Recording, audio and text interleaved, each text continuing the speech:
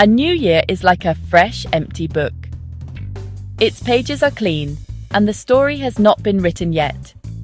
People all over the world love this feeling. It is a chance to start over. It is a time to hope for good things in the future.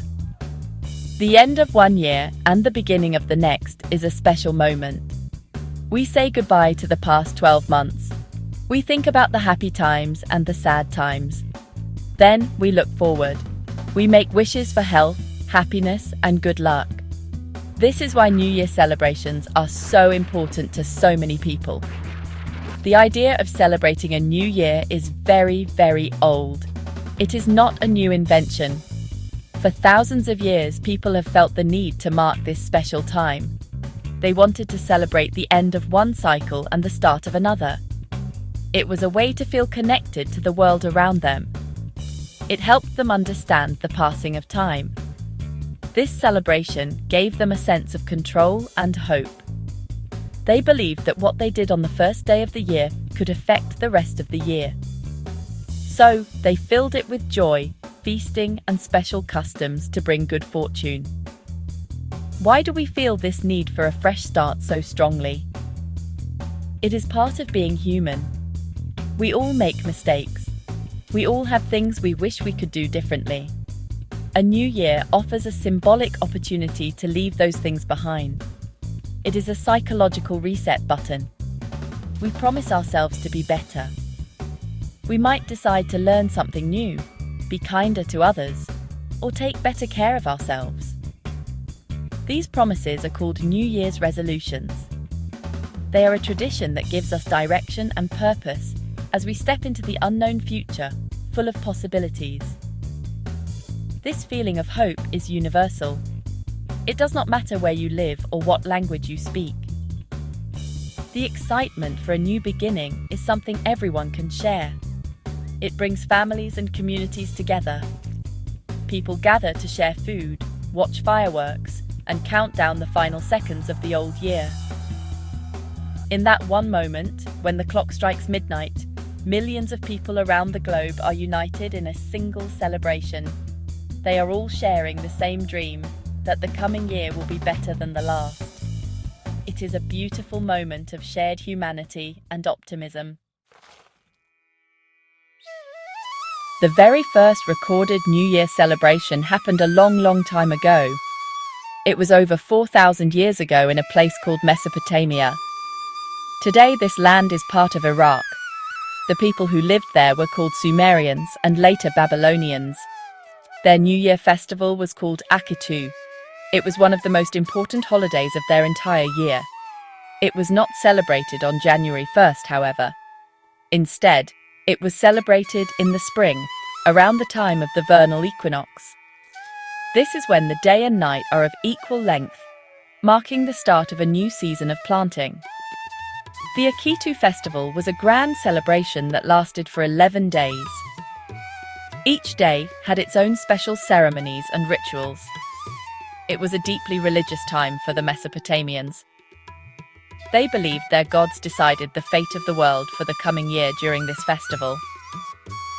The people would pray to the gods for a good harvest and for protection from floods or enemies. The king played a very important role. He had to go to the temple and show his humility before the main god, Marduk.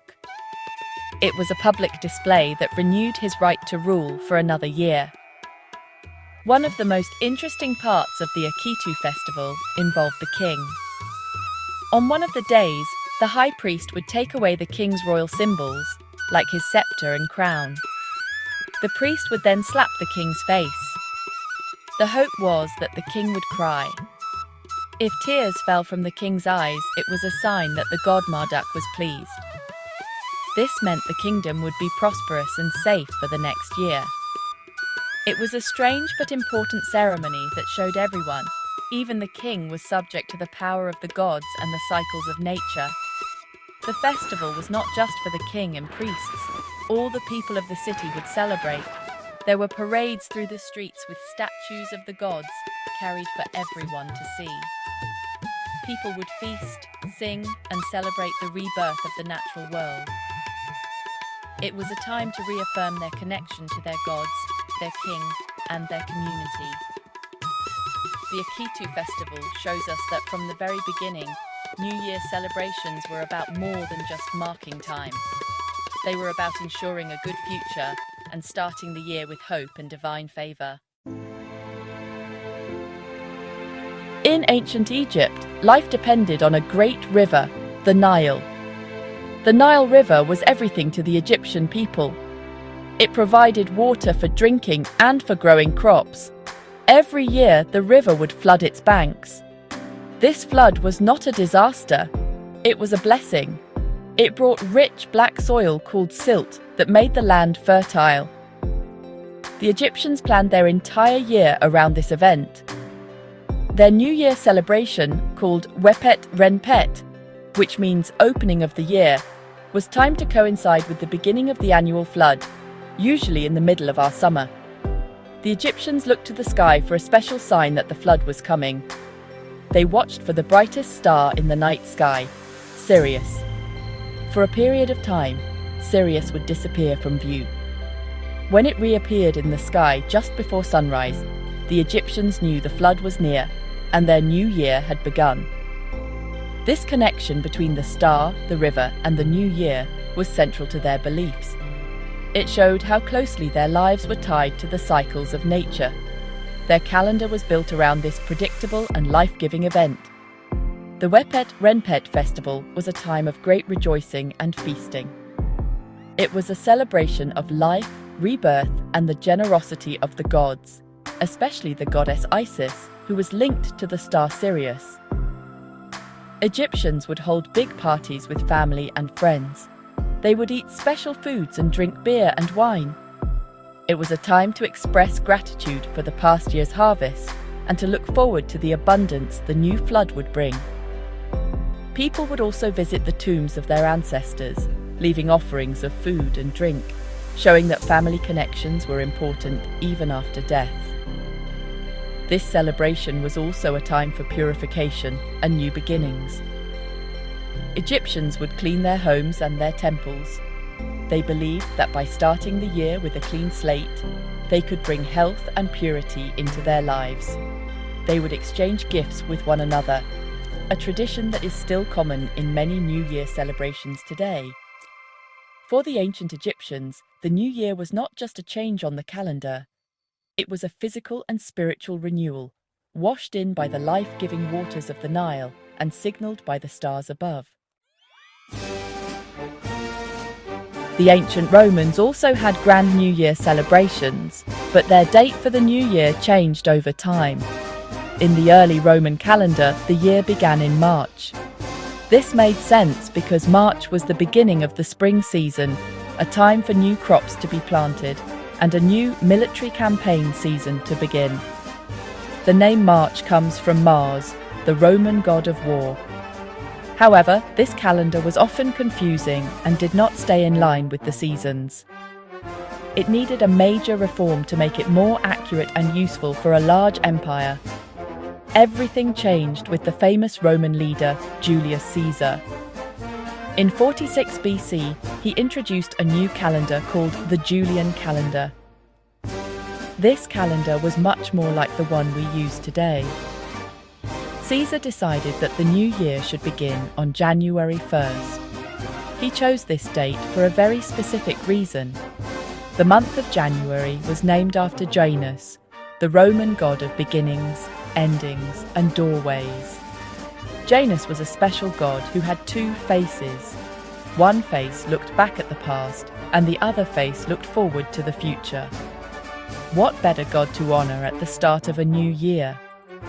With the new date set, the Romans celebrated January 1st with great excitement. It was a public holiday. People would decorate their homes with green branches for good luck. They would have big parties and feast with their family and friends. It was also a time for giving gifts. Common gifts included coins stamped with the two-faced head of Janus or jars of honey and sweets. The idea was to give sweet things so that the year ahead would be filled with sweetness and good fortune. They wanted to start the year on a positive and happy note.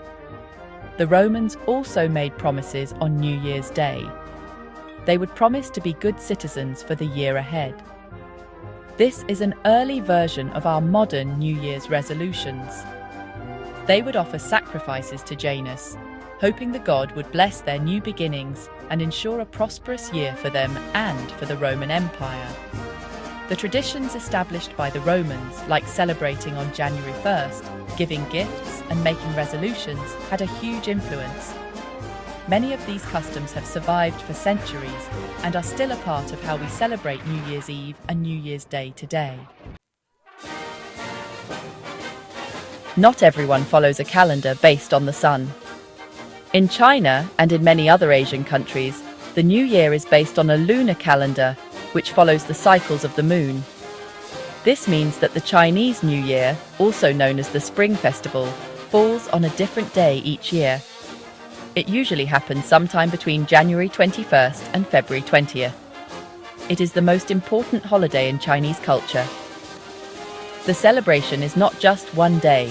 It is a festival that lasts for 15 days, ending with the beautiful Lantern Festival. The origins of the Chinese New Year are very old and are based on ancient stories and legends.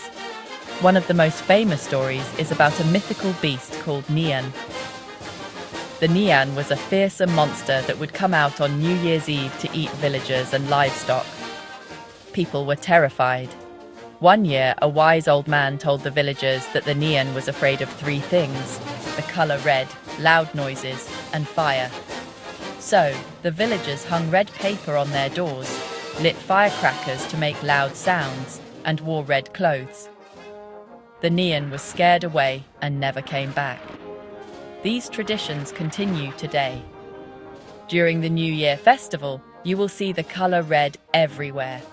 People hang red lanterns, red paper cutouts, and red scrolls with messages of good luck. The sound of firecrackers, though now often replaced by safer alternatives, is still a key part of the celebration, meant to scare away bad spirits and bad luck. Families also clean their houses thoroughly before the new year arrives. This is to sweep away any bad fortune from the past year and make room for good luck to come in. The Chinese New Year is centered on family. It is a time for the biggest family reunion of the year. People travel long distances to be with their loved ones. The most important event is the New Year's Eve dinner, a huge feast with many symbolic dishes. For example, people eat fish because the word for fish sounds like the word for surplus, hoping for extra prosperity. Children receive red envelopes filled with money, a gift that symbolizes a wish for health and success. It is a vibrant, noisy, and joyful festival that is all about family, food, and good fortune for the year to come. Have you ever wondered why the new year starts when it does? The answer is not the same for everyone. Throughout history, different cultures have looked to the sky and the earth for clues. They needed to find a reliable, repeating event to mark the end of one year and the beginning of the next. For many ancient civilizations, especially those that depended on farming, the most logical choice was tied to the seasons. The spring equinox, when day and night are of equal length, was a popular choice. It signaled the end of winter and the start of the planting season, a time of rebirth and new life. Other cultures used the sun in a different way. They watched for the winter solstice. This is the shortest day of the year in the Northern Hemisphere, usually around December 21st. After this day, the days start getting longer and the sun's light returns. This was a powerful symbol of hope and the triumph of light over darkness. For people living in cold, dark winters, the return of the sun was a huge cause for celebration. It meant that warmth and life would soon return to the land, promising a future of growth and renewal. Instead of the sun, some cultures followed the moon. The Chinese New Year is a famous example. It follows a lunisolar calendar, which combines the cycles of the moon and the sun. The new year begins with the second new moon after the winter solstice. The Islamic New Year also follows a lunar calendar. Because a lunar year is about 11 days shorter than a solar year, the date of the Islamic New Year moves backward through the seasons each year. This shows how different religions and cultures developed unique ways of tracking time based on their beliefs and traditions. Ultimately, the choice of a New Year's date was a practical and symbolic decision.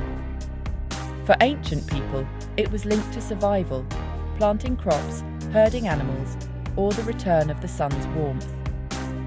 For Julius Caesar, moving the Roman New Year to January 1st was a political and symbolic act to honor the god Janus. In 1582, Pope Gregory XIII introduced the Gregorian calendar, which we use today. He confirmed January 1st as the official start of the new year for the Christian world. Over time, this date was adopted by more and more countries, becoming the global standard we know today. People around the world have developed fascinating and unique traditions to celebrate the new year. While the details are different, most of these customs share a common goal: to get rid of bad luck from the past year and welcome good luck for the new one.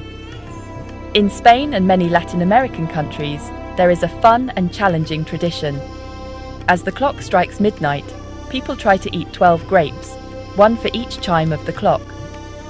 Each grape represents good luck for 1 month of the coming year.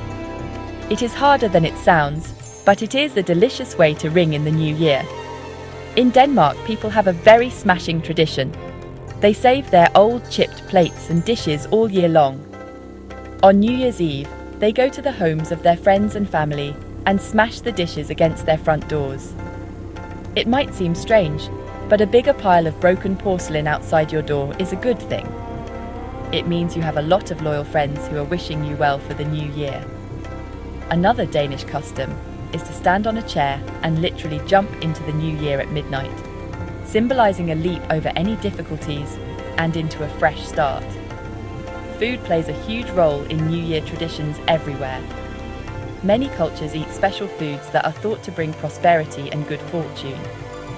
In the southern United States, eating black-eyed peas and collard greens on New Year's Day is a must. The peas are said to represent coins, while the green leaves represent paper money. In the Philippines, people believe that round shapes bring prosperity. So on New Year's Eve, they fill their tables with 12 different kinds of round fruits, one for each month of the year, to ensure a year full of wealth. Other traditions are about making noise or using fire to scare away evil spirits. Fireworks are a perfect example of this, lighting up the sky and making loud bangs to start the year with a bang. In Ecuador, families create large scarecrow-like figures, called años viejos, or old years, that often look like unpopular politicians or celebrities. At midnight, these figures are set on fire in the streets. This act symbolizes burning away all the bad things from the past year, making a clean and purified space for the new year to begin. These diverse traditions show the many creative ways people express their hopes for the future. New Year celebrations have changed a lot over the centuries. In ancient times, these festivals were deeply connected to religion and the survival of the community. For the Babylonians, the Akitu festival was a serious religious duty to please the gods and ensure the world did not fall into chaos. For the Egyptians, it was a celebration tied directly to the agricultural cycle and the flooding of the Nile. These were not just parties, they were essential rituals that people believed were necessary for their world to continue in an orderly way. The focus was on the community and its relationship with the divine. As empires grew and societies changed, so did the celebrations. The Romans made the New Year a more civic and social holiday. While there were still religious elements like making offerings to the god Janus, the focus shifted more toward public parties, visiting friends, and exchanging gifts. It became a time to strengthen social bonds and show loyalty to the state. When Christianity spread across Europe, leaders in the early church were often wary of New Year's celebrations. They saw them as pagan traditions, filled with feasting and drinking that they did not approve of. For a long time during the Middle Ages in Europe, celebrating January 1st as the New Year fell out of fashion in many places. Different regions celebrated the New Year on various Christian holidays, such as Christmas on December 25th or the Annunciation on March 25th. It was a confusing time, with no single date for the start of the year. It wasn't until the adoption of the Gregorian calendar in 1582 that January 1st was slowly re-established as the official start of the new year across the Western world. This change brought back many of the old Roman traditions of partying and gift-giving. In the modern era, with the rise of cities and new technologies, the celebration transformed again. The focus became less religious and more of a public spectacle.